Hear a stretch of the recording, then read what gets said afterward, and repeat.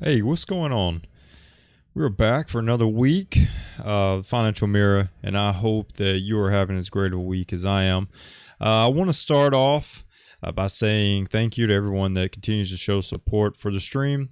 Ultimately, I really enjoy doing this. First off, but second off, hopefully, bringing you a lot of information that you may not normally think about that bring some relevance to it. And I think this week's episode sort of ties into that because today, if you can see by the title of this stream, 5 ways to protect your identity and finances. So those things sort of go hand in hand. They sort of are in line with each other.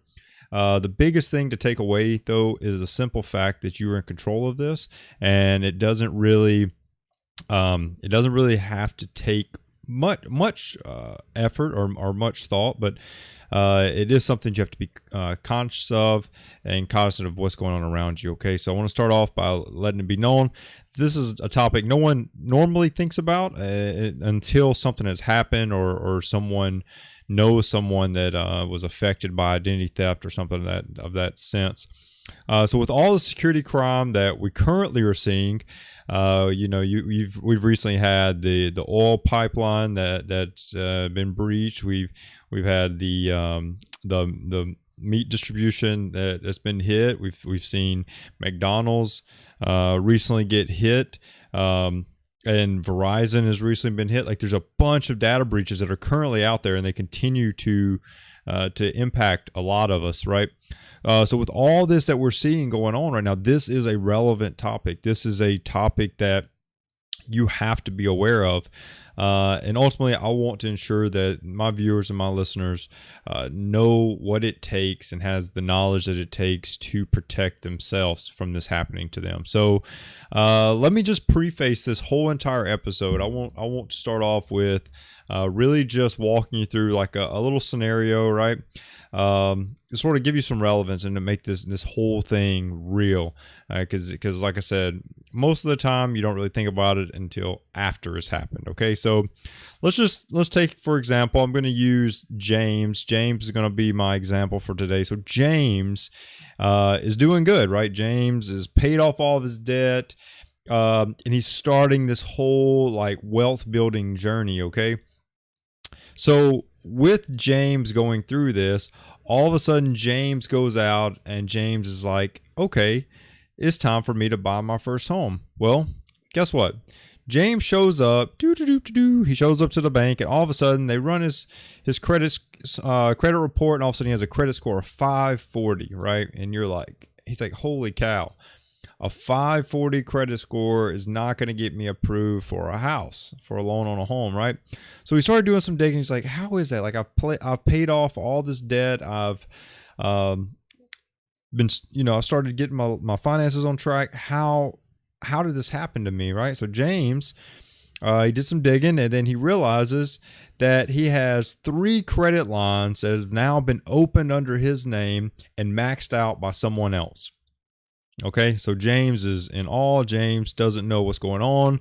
Well, let's just say in this example with James that James has banks and credit cards, small. Let's use James having small banks and some basic credit cards, and they do nothing about it, right? Well, what does James do? Well, there's some things James is going to do, and we're going to go over all that. But let's just say that they do nothing, right? Well, he's going to be left holding the bag on that, and he's going to pay off all those accounts, and he's going to have those accounts affect his future, right? So that's a pretty drastic example, but James, that's a total buzzkill for him because he was debt free, he was getting his finances on track, and now all of a sudden this one identity theft situation has happened to him, and it's going to affect him for years to come, right? So this is real. And when I say it's real, I mean, like, it's happening right this second. And I mean, it's happening to many people. So I pulled up some stats. In 2020, about 13 million consumers were affected by some form of identity theft. So that gives you about a 1 in 20 percent chance, or a 1 in 20 chance of that happening to you, identity theft happening to you. So when you're thinking about this, you're probably thinking, how can this happen? what can I do to prevent it from happening? And mostly, like, if it happens to me, what do I need to do? And that's what I'm going to go over. That's what I want you to walk away with from this episode. So that first question was, how does identity theft happen? Well, it's a great question, especially since most people don't really think about it until after it's happened, and all the places that they're vulnerable in life have already been taken advantage of. So the easiest way for identity theft to happen is by simply having like a physical theft, right? This could be someone simply having their wallet or their purse or social security card or bank information physically stolen off of their person, right? That could be from their home or their automobile, or, like I said, off of themselves. Another example of this like physical theft is going through your mail, where you could be compromised with bank statements or checks in the mail, or phone or utility bills, etc. And that's another piece of how you can physically be affected by identity theft. The part about this is that the person or the people that acquire this information may not actually be the ones that are going to take advantage of you, or are going to actually inflict the damage caused by the identity theft. There's this thing called the dark web that's out there, and that is where your information can be sold. And if it's very important to know this, because if you think of it sort of like this puzzle, right? Some people may just need one more piece, and then all of a sudden they can steal your identities. So for example, when you're setting up accounts or anything like that, and you get asked these like security questions, you may set those security questions up, and those be based off of your life, and maybe they just need the answer to those security questions. That's something that someone could get off the dark web. Your zip code, get off the dark web. The 3-digit code off your credit card, get off the dark web. You can go purchase the stuff on the dark web. So I looked up some of the going rates for purchasing things off the dark web, and a couple that I wrote down was credit card info costs someone about $20 to $50 to get that. Bank logins are about $35.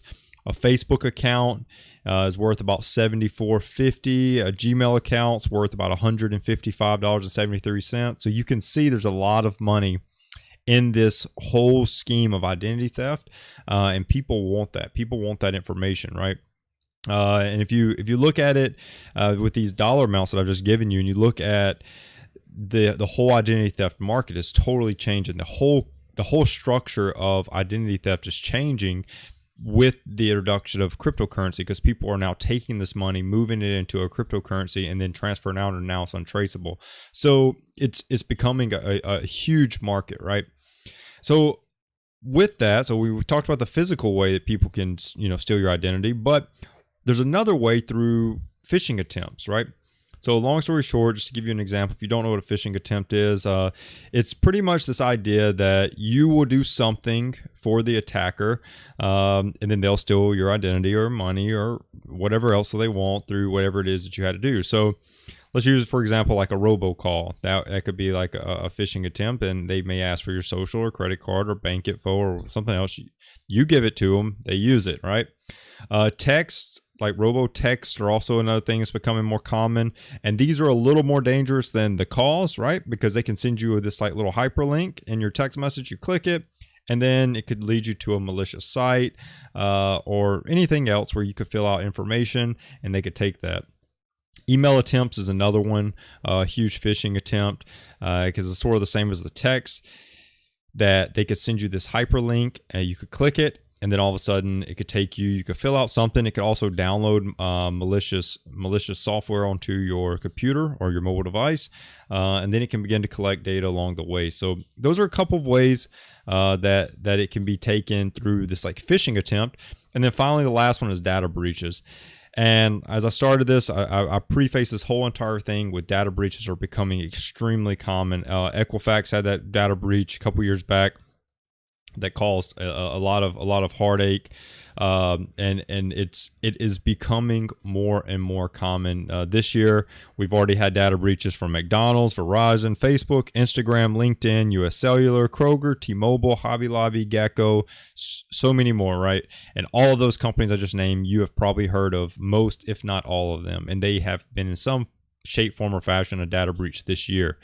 So if you've shopped at those places, or if you use any of those companies, those are the kind of things you have to keep in mind, because you don't know that you're affected until it's too late normally. So you can see a lot of major companies are affected, and that's only this year. Like the ones I just named have only been affected this year. So the things that you'll commonly see during data breaches be taken are login credentials, such as your username and password, bank information, credit cards, email addresses is probably the number one thing that's hit, because once they get a bunch of emails, it goes back into that phishing attempt where now I can just email, a million email addresses, and then all I need is one or two people to hit it, and boom, I've taken advantage of it. And I've got some kind of reward for that, right? Passwords is another one.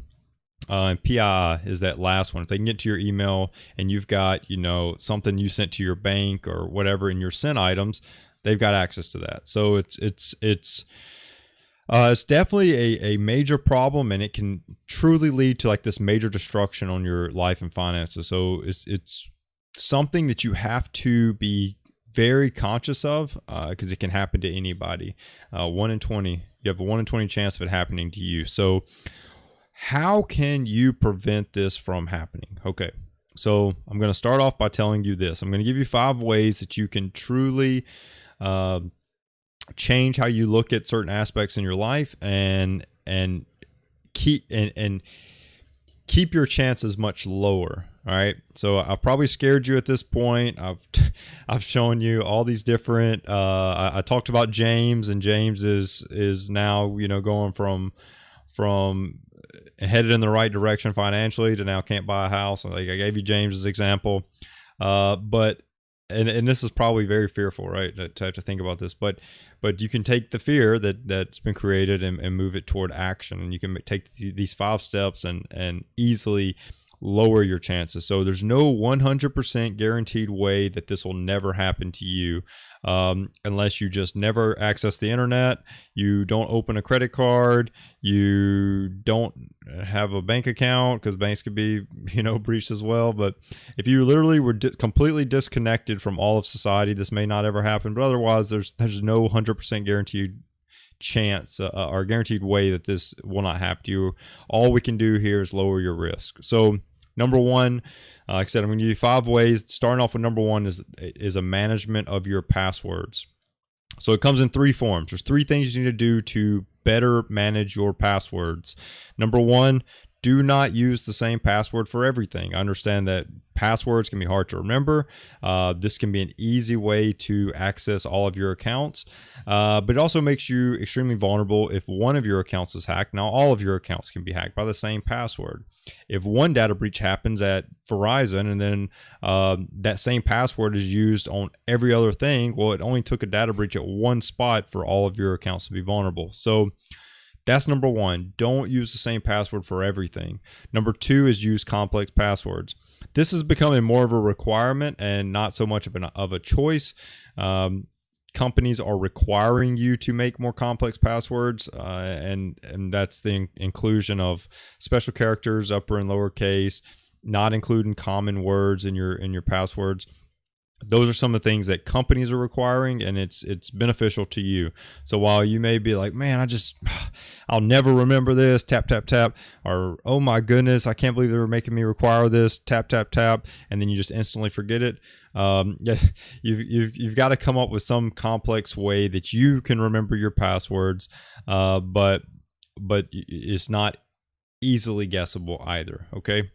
And the third thing is change your passwords frequently. I want you to, at the end of this episode, I want you to think about all of your accounts, and I want you to think about passwords that you have not changed in over a year, and I think it's time to change that. It's a good practice, should be maintained. I'm starting to see some companies that are, after a password is so old, they're advising you to change your password. I have not seen many places where they are requiring you to change those. So when those advisories come out, definitely worth taking them up on that offer. Go ahead and change that password. Because if it's been over a year and you're still using the same password, if a breach happens, right, and they get a password and it's your previous password, well, it doesn't really do them much good, right? So that's number one, is a good management of your passwords. Number two is limit what you share on social media. Okay, so think about it. When you set up a new account, you established all these secret questions or whatever, and when you have to answer these secret questions, most of that information can be found on your social media profile. That makes it easy for attackers to change the password to an account, because they can just answer your questions for you, and you'll never see that coming. So you should first operate your profile in a private status first off, and that alone though does not give you this like free pass to just post everything you want on social media. Limit what you post on social media about your personal life, because once something's online, it's always online. Now, another good strategy for security questions while I'm on it is come up with this like fake life for yourself, okay? And just follow me when I say this. A good practice for secret questions is to not answer them truthfully, right? So come up with this idea where like your mother's maiden name is like your favorite restaurant or something, and your pet's name is something that you've never owned a pet by that name. Maybe it's your favorite sports team. Like come up with something that is not easily identifiable to you, because that's as it's becoming the part of the two-factor authentication is switching to maybe a question that you have the answer to, plus maybe a text message or something like that, or maybe it takes the security question to reset a password or something like that. It's worth knowing that a lot of people know your mother's maiden name. A lot of people know what your pets' names are, and that makes you vulnerable, right?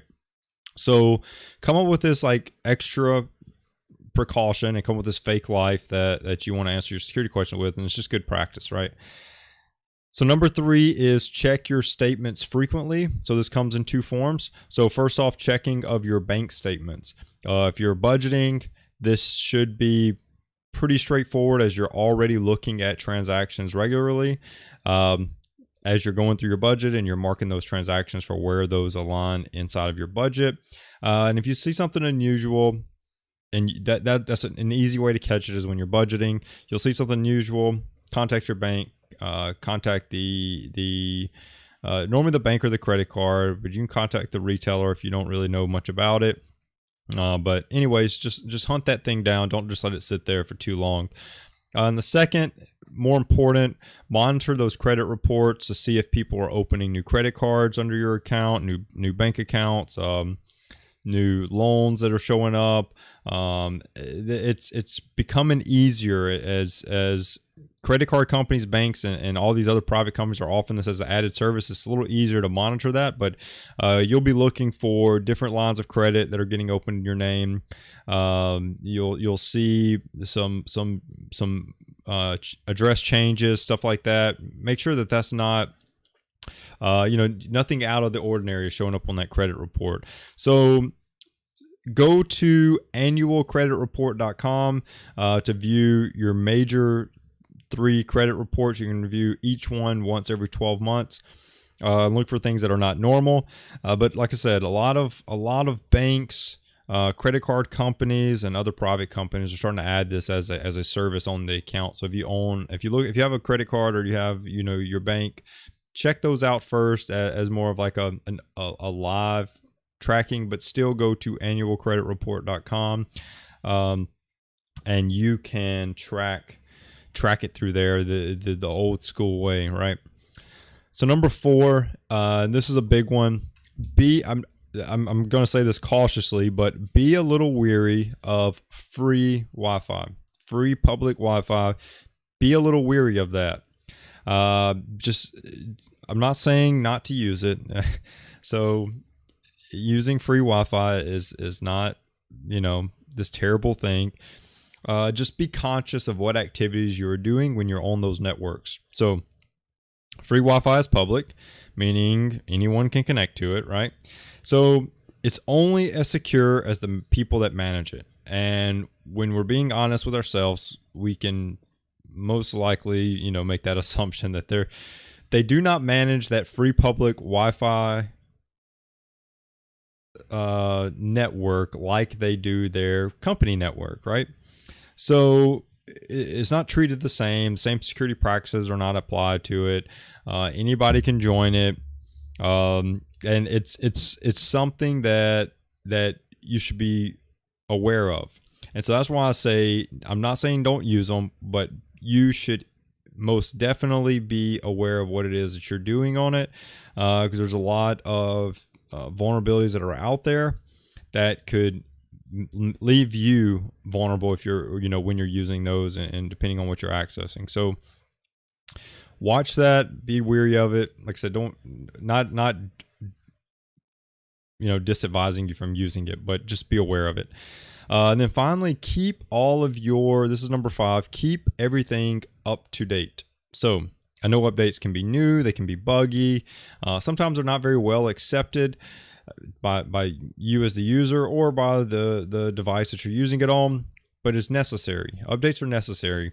You have to think about those vulnerabilities as being that if they're not patched, that leaves an open door for someone to walk through. Because when vulnerabilities make it to a device, it's up to the manufacturer to fix it, but it's up to the user to apply that patch.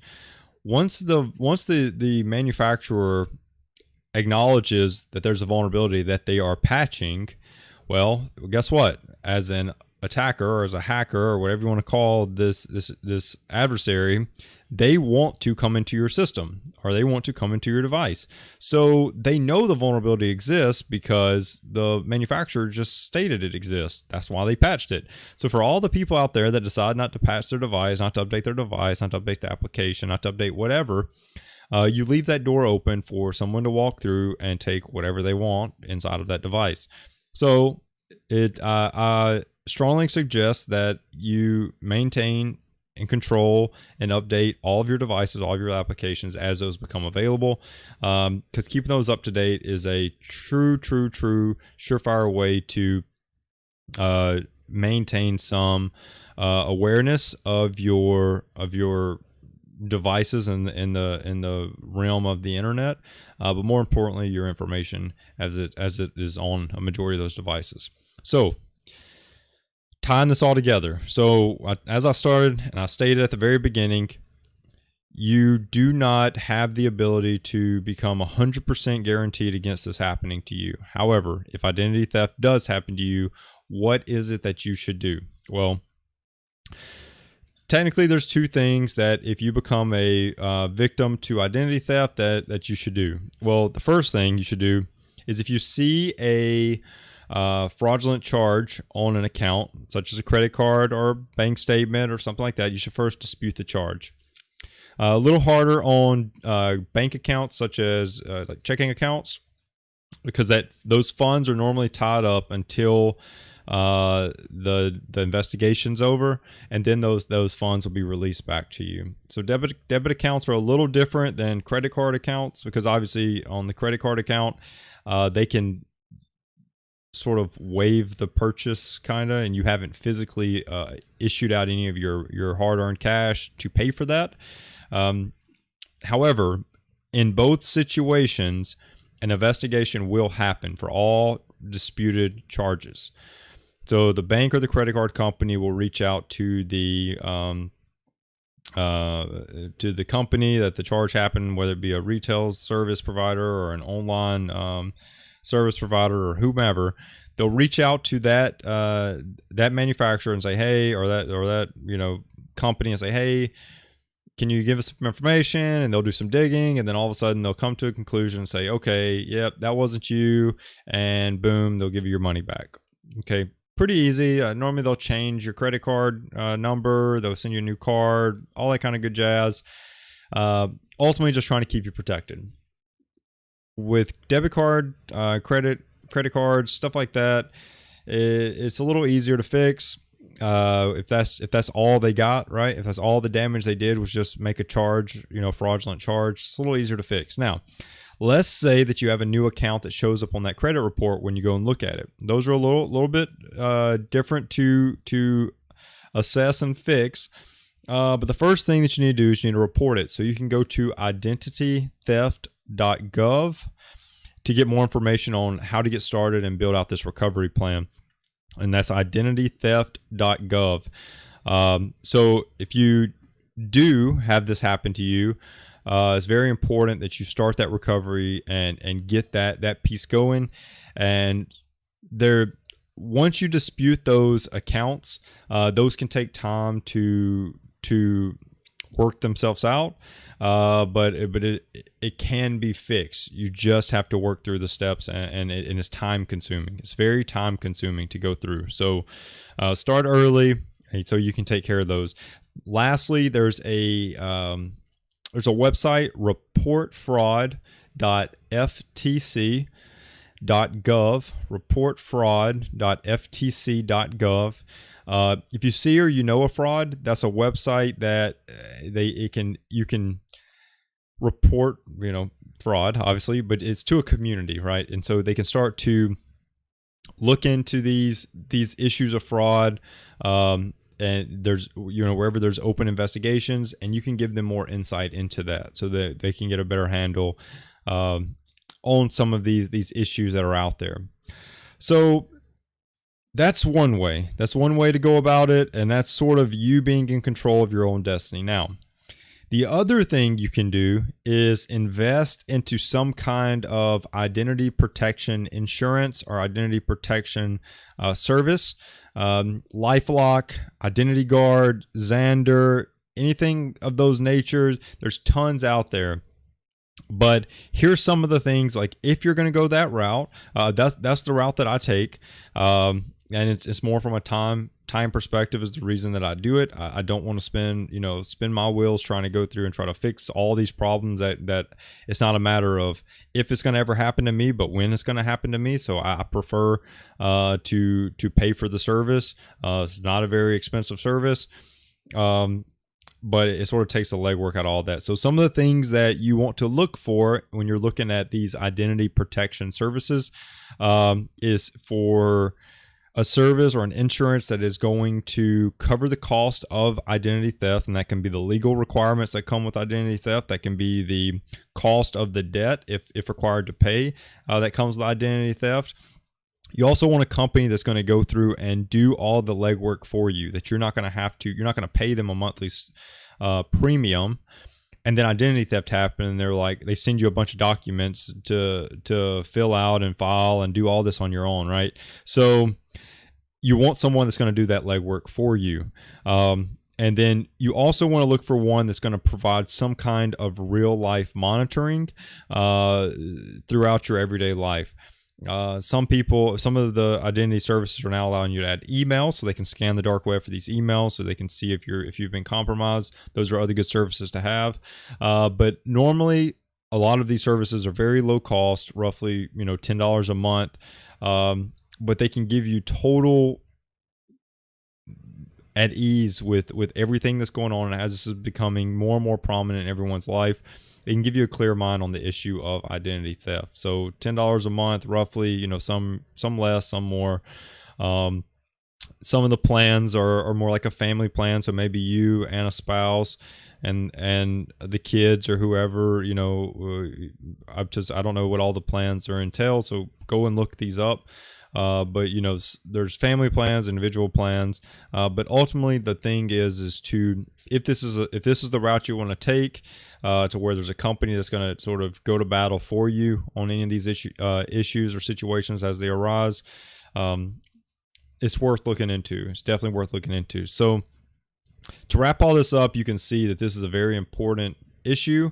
It's only going to continue to get worse as attackers, as adversaries are becoming more sophisticated with how they go about this. People are continuing to fall victim of this terrible occurrence, but ultimately it's really up to us as consumers to ensure that we're putting ourselves at the best odds of not falling victim to this. No, I mean, when credit card online purchases, you're at risk. Even in-store purchases, you can be at risk. But ultimately, it's taking that risk and making it smaller with very conscious decisions when you're purchasing decisions, how you handle your mail. Do you shred your mail? Do you just throw your mail away unopened? Like all of these things, like how you carry yourself through life is an important important things that can help you from becoming a victim of identity theft. But the main thing I want you to know is that everything I went over are things that you can do to prevent or to lower your chances of identity theft happening to you, and every single one of those ways are free. All 5 steps that I went over are totally free. They don't take any money out of your pocket. You just have to do them. They're just simple tips that can help you put yourself in the best situation to limit the chances of identity theft happening. But don't let someone else, meaning an adversary or attacker, take away your happiness and your wealth building by by putting yourself at risk for having your identity stolen by not following those tips. This is all very important and it's relevant. You can see by some of the companies that have been attacked here just in 2021, and it's becoming more and more relevant.